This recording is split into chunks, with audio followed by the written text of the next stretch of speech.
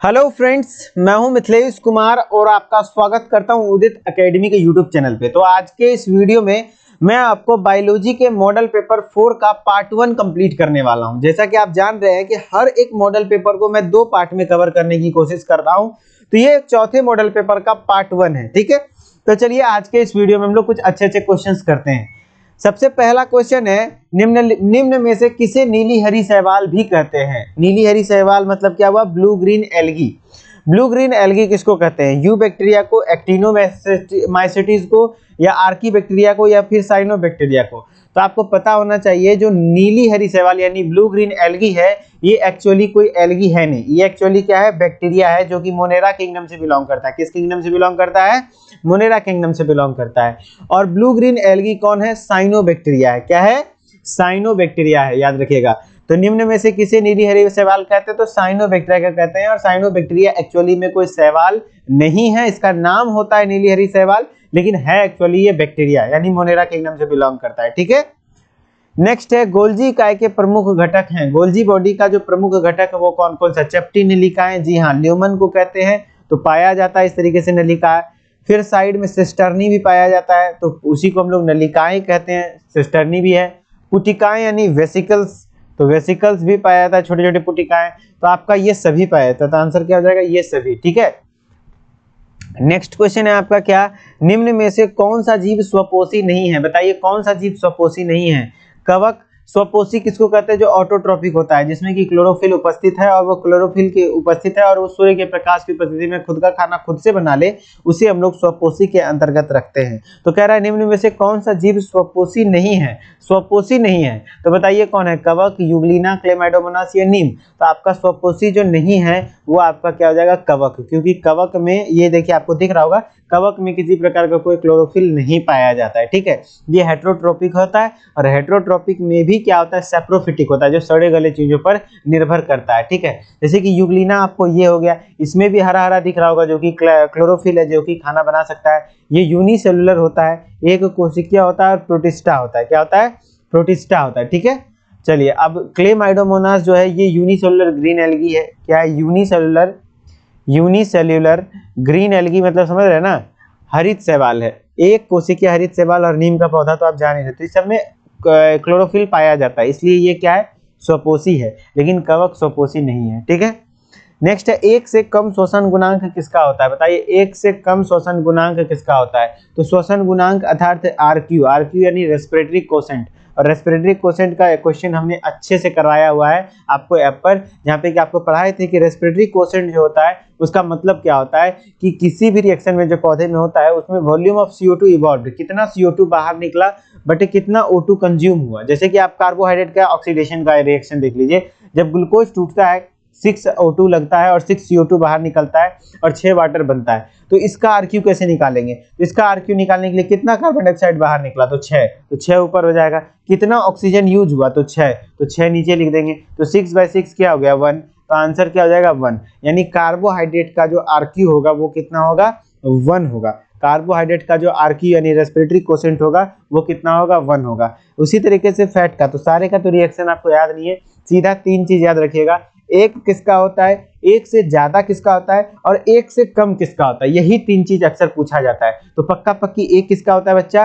Carbohydrate का होता है। और एक से कम किसका किसका होता है? फैट और प्रोटीन का। देखिए फैट का ऑलमोस्ट 0.7 होता है और प्रोटीन का 0.9 होता है। तो फैट और प्रोटीन का एक से कम, एक होता है कार्बोहाइड्रेट, और एक से ज्यादा होता है ऑर्गेनिक एसिड यानी कार्बनिक अम्ल का। किसका? कार्बनिक अम्ल का 1.33। ठीक है, तो आपको इस तरीके से याद रखना है, क्वेश्चन मिलेंगे आगे चल के। ठीक है, मैं क्या बोल रहा हूँ, एक पक्का पक्की कार्बोहाइड्रेट, एक से कम वसा और प्रोटीन का, एक से ज्यादा तो आपका हो जाएगा क्या? ऑर्गेनिक एसिड यानी कार्बनिक अम्ल का। तो एक से कम श्वसन गुणांक किसका हो जाएगा? तो एक से कम वसा और प्रोटीन का होता है। प्रोटीन है नहीं ऑप्शन में, तो आंसर हो जाएगा वसा का। ठीक है, नेक्स्ट है क्या क्वेश्चन, दूध का दही में परिवर्तन किसके प्रभाव से होता है? तो दूध से दही में तो होता है लैक्टोबैसिलस के कारण, लेकिन आप लोग कंफ्यूज हो जाएंगे, लैक्टोबैसिलस आंसर कर देंगे, लेकिन लैक्टोबैसिलस तो होता है, ये साथ साथ स्ट्रेप्टोकोकस थर्मोफिलस भी होता है। क्योंकि लैक्टोबैसिलस को प्रॉपर्ली ग्रो करने के लिए, है ना, जो दूध में डाला जाता है जोरन, वो प्रॉपरली ग्रो करने के लिए स्ट्रेप्टोकोकस थर्मोफिलस बैक्टीरिया भी जरूरत है, ताकि ऑप्टिमम टेम्परेचर मेंटेन कर सके। ठीक है, तो अगर ऑप्शन में स्ट्रेप्टोकोकस थर्मोफिलस भी रहा तो आंसर डी जाएगा, यानी बी एवं सी दोनों। ठीक है, बेंथम एवं हुकर के वर्गीकरण में अनावृत बीजी यानी जिम्नोस्पर्म, अनावृत बीजी मतलब क्या हुआ, जिम्नोस्पर्म को कहाँ स्थान दिया गया था, तो इसको कहाँ स्थान दिया गया था, द्विबीजपत्री से पहले, एक बीजपत्री के बाद नहीं, तो द्विबीजपत्री तथा एक बीजपत्री के बीच में, यस, आपको इस दोनों के बीच में रखा गया था, मोनोकोट और डाइकोट, डाइकोट और मोनोकोट के बीच में रख दिया गया था किसको, जिम्नोस्पर्म को। ठीक है, नेक्स्ट है इकोटोन है। इकोटोन क्या होता है, तो आपको मैं बता दूं कि जैसा कि ये डायग्राम दिख रहा होगा, एक तरफ देखिए एक्वेटिक इकोसिस्टम है जो जलीय है, एक है लैंड इकोसिस्टम मान लीजिए। ठीक है, तो अब लैंड इकोसिस्टम और एक्वेटिक इकोसिस्टम जहाँ पे मैच कर रहा है, जहाँ पे एक जगह इकट्ठा हो रहा है, तो उस जगह को हम लोग इकोटोन कहते हैं। तो जब दो समुदायों का मिश्रण होता है तो एक जगह को उसको इकोटोन कहते हैं। तो प्रदूषित क्षेत्र है ना जी, किसी झील का तल नहीं जी, दो समुदायों का सम्मिश्रण स्थल, यस, जहाँ पे दो समुदायों का सम्मिश्रण स्थल हो उसी को हम लोग इकोटोन कहते हैं। ठीक है, नेक्स्ट क्वेश्चन है आपका, ऊपरी मृदा गहरे रंग की होती है क्योंकि, ऊपरी मृदा जो होती है ऊपर वाला मिट्टी, उसका रंग गहरा होता है, क्यों, उसका रंग गहरा इसलिए होता है क्योंकि उसमें कार्बनिक पदार्थ अधिक पाए जाते हैं। क्या पाए जाते हैं, कार्बनिक पदार्थ यानी ऑर्गेनिक मटेरियल जो है आपका ज्यादा पाया जाता है ऊपरी मृदा में। ठीक है, आप देखेंगे कि जब मिट्टी कोट रहे होते हैं तो नीचे की ओर जाएंगे तो लाल मिट्टी दिखता है, ऊपर की ओर ऑर्गेनिक मतलब बड़ा काला टाइप का गाढ़ा मिट्टी होता है, क्योंकि उसमें ह्यूमस प्रेजेंट होते हैं। ह्यूमस क्या होता है, ह्यूमस का डेफिनेशन ही हुई है कि decomposed organic material which is present in soil, जो कि सॉइल में अपघटित होया हुआ कार्बनिक पदार्थ है, उसी को ह्यूमस कहते हैं। तो वही चीजें हैं कि कार्बनिक पदार्थ की अधिकता के कारण उसका रंग ऊपर में गहरा होता है।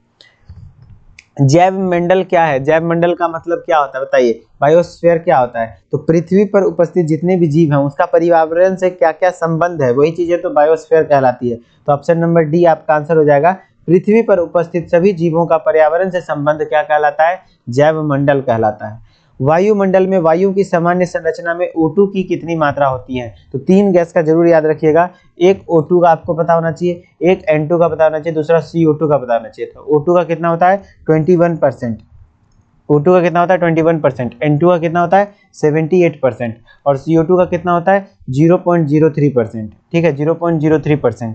ठीक है, तो वायुमंडल में वायु की सामान्य संरचना में ऑक्सीजन की प्रतिशत मात्रा कितनी होती है बच्चा, तो ऑक्सीजन की जो प्रतिशत मात्रा होती है वो 21% होती है। कितनी होती है, 21% होती है। ठीक है, नाइट्रोजन का 78%, कार्बन डाइऑक्साइड का 0.03%।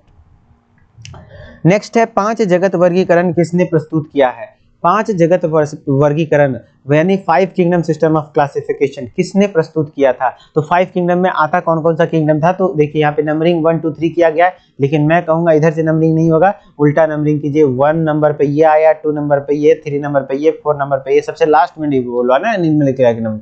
पहला है आपका मोनेरा, दूसरा प्रोटिस्टा, तीसरा फंगाई, चौथा प्लांटेई, पांचवा एनिमेलिया। तो 5 किंगडम सिस्टम जो क्लासिफिकेशन दिया था वो R.H. विटेकर ने दिया था। किसने दिया था, R.H. विटेकर ने, और वो विटेकर का ऑप्शन बी नंबर है। ठीक है, नेक्स्ट है पसीने, लार व आंसुओं में उपस्थित लयनकाई किसे नष्ट कर सकता है, जो आपका पसीना, लार, आंसू ये सब है ना, कहता है बैक्टीरिया वगैरह को नष्ट कर सकता है। तो क्या सभी विषाणुओं को भी नष्ट कर देता है, तो ऐसा रहता तो कोरोना वायरस को भगाने के लिए हम लोग सबको आंसू या लार पिलाते, लेकिन ऐसा नहीं होता है। कुछ जीवाणुओं को, यस, कुछ सारे जीवाणुओं को भी नहीं, कुछ जीवाणुओं को नष्ट करने का क्षमता रखता है। कौन, पसीना, लार, आंसू, ये सब चीजें। सहायक जनन प्रौद्योगिकी के अंतर्गत भ्रूण को 8 कोशिकीय अवस्था में फेलोपियन नलिका में स्थानांतरित करते हैं तो क्या कहलाती है। तो देखिए आपको क्या कह रहा है, यहाँ पे टेस्ट ट्यूब बेबी फॉर्मेशन कर रहे हैं हम लोग, यहाँ पे भ्रूण है, भ्रूण को क्या कहते हैं, जाइगोट कहते हैं। जाइगोट को 8 से 16 स्टेज में यदि हम लोग फेलोपियन ट्यूब के अंदर ट्रांसफर कर रहे हैं, किसके अंदर, फेलोपियन ट्यूब के अंदर ट्रांसफर कर रहे हैं, तो वो क्या कहलाता है, तो ZIFT कहलाता है, जाइगोट इंट्राफेलोपियन ट्रांसफर। याद रखिएगा क्या होता है, जिफ्ट, ZIFT यानी जाइगोट इंट्राफेलोपियन ट्रांसफर हो जाएगा। यही अगर GIFT की बात करेंगे तो GIFT में क्या होता है, गैमीट इंट्राफेलोपियन ट्रांसफर होता है। जैसे कि आपको फर्टिलाइजेशन बाहर नहीं कराना है, मान लीजिए कि मेल का स्पर्म में ही कोई प्रॉब्लम है, स्पर्म नहीं बन पा रहा है या फिर इंसेमिनेशन नहीं हो पा रहा है, तो उसका स्पर्म लेकर के फीमेल के यूट्राइन ट्रैक्ट, फीमेल के यूट्रस में डाल देते हैं। तो डायरेक्ट गैमीट अगर डालेंगे तो GIFT हो जाएगा, है ना। यही अगर 8 से 16 स्टेज की जगह पे आप 16 से 32 वाले स्टेज में डालते हैं तो उसको फेलोपियन ट्यूब में नहीं डालते, उसको यूट्रस में डालते हैं, तो IUT हो जाता है। इंट्रायूटेराइन ट्रांसफर, ठीक है। नेक्स्ट है हीमोफीलिया एक रोग है। हीमोफीलिया एक रोग है, कैसा? तो हीमोफीलिया एक अनुवांशिक रोग है, जेनेटिक डिसऑर्डर है। याद रखिएगा, इसको हम लोग राजशाही बीमारी या रॉयल डिजीज भी कहते हैं। क्यों? क्योंकि इंग्लैंड की महारानी क्वीन विक्टोरिया को भी यह बीमारी थी, वो इस बीमारी की कैरियर थी, उनके परिवार में भी इस तरीके का बीमारी फैला हुआ था, इसलिए इसे रॉयल डिजीज कहते हैं। और इस बीमारी में क्या होता है, जो आपका क्लॉटिंग फैक्टर होता है वो डैमेज हो जाता है, यानी कि अगर आपको छोटा सा भी कट लगेगा तो बहुत ज्यादा ब्लडिंग होगा, ठीक है, वही हीमोफीलिया कहलाता है। जब कार्बनिक अम्ल श्वसनीय पदार्थ की तरह कार्य करते हैं तो जो आरक्यू का मान क्या होता है? तो अभी हमने बताया था कि आपका जो फैट और प्रोटीन है उसका 1 से कम होगा, कार्बोहाइड्रेट का 1 होगा, और ऑर्गेनिक एसिड यानी कार्बनिक अम्ल का 1 से ज्यादा होगा। तो क्या हो जाएगा आंसर? 1 से अधिक, क्योंकि आरक्यू पूछ रहा है ना, रेस्पिरेटरी क्वोशिएंट। वही चीजें देखिए, ऑर्गेनिक एसिड का क्या हो जाएगा? 1 से ज्यादा है 1.33, और कार्बोहाइड्रेट का 1 है, फैट प्रोटीन का 1 से कम है। लघु बीजाणु जनन यानी माइक्रोस्पोरोजेनेसिस में पुष्प की संरचनाएं में भाग लेती है। बताइए माइक्रोस्पोरोजेनेसिस मतलब क्या हो रहा है? पोलन ग्रेन का जर्मिनेशन में क्या क्या चीज का जरूरत पड़ता है? सबसे पहले स्टैमेन का जरूरत पड़ेगा, जिसको हिंदी में पुंकेसर कहते हैं। उसके बाद पोलन सेक का भी जरूरत पड़ेगा, लघु बीजाणुधानी और परागकण। ये सही, पहला ही ऑप्शन सही है, पुंकेसर होता है, लघु बीजाणुधानी होता है और परागकण होता है। नेक्स्ट है वह जीव जो पौधों व जंतुओं में रोग उत्पन्न करते हैं क्या कहलाते हैं? वैसे जीव जो पौधों में जंतुओं में रोग वगैरह उत्पन्न करें तो उसको हम लोग रोगजनक कहते हैं। क्या कहते हैं? रोगजनक कहते हैं, जिसको हम लोग हिंदी इंग्लिश में एक और नाम कहते हैं पैथोजेन, है ना। नेक्स्ट है किसमें इलेक्ट्रॉन प्रवाहित होने से एटीपी बनता है? कौन सा ऐसा है इसमें से ऑप्शन जिसमें कि आपको इलेक्ट्रॉन प्रवाहित होने से एटीपी का फॉर्मेशन होता है? तो साइटोक्रोम बी से साइटोक्रोम C1 के बीच में एटीपी प्रवाहित होता है, ठीक है। बाह्य मुकुलन किसमें होता है? तो बाह्य मुकुलन जो होता है बडिंग मेथड, वो ईस्ट और हाइड्रा दोनों में होता है। तो ए एवं सी आंसर हो जाएगा डी, ठीक है। नेक्स्ट है विषम युग्मजी प्रकार के युग्मक निम्न में से किसमें पादप में होता है? तो हेट्रोगेमेटिक कौन है? तो आपका कारा प्लांट जो होता है हेट्रोगेमेटिक होता है, और यहाँ पे यूलोथ्रिक्स होना चाहिए था। यूलोथ्रिक्स वगैरह और क्लेमाइडोमोनास एस्पार वगैरह ये होमोगैमस होता है, लेकिन ये हेट्रोगैमस होता है, ठीक है। चलिए, तो आज हम लोग यहीं तक कर रहे हैं, और नेक्स्ट वीडियो में आपको, आज रात वाले वीडियो में आपको अगला क्वेश्चंस मिल जाएगा। उसके बाद अच्छे से पढ़ते रहिए, एग्जाम वगैरह ठीक ठाक से दीजिए, टेंशन लेने वाली कोई बात नहीं है, मस्ती से दीजिएगा, अच्छे से एग्जाम नजदीक है, टेस्ट वगैरह देते रहिए उदित फार्मेसी के ऐप पर, और अच्छा होगा, एग्जाम सिलेक्शन अच्छे तरीके से हो जाएगा, कोई दिक्कत नहीं। चलिए ठीक है, मिलते हैं नेक्स्ट वीडियो में, तब तक के लिए धन्यवाद। Okay, bye bye.